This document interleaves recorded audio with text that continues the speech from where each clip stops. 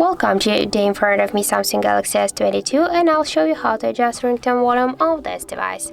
So first you should go into the settings application and then tap here on the sounds and vibration. Then just go into the volume section, and here we got the ringtone volume panel. Just to change the ringtone volume, you should swipe this dot to the left or to the right side with your finger by this way. And also we got the second way how we can do that, just by using our volume buttons here on the right side of our device. But first be sure that this switcher to use volume keys for media is turned off. And now just by press the up or down volume button will also change the ringtone volume of our device.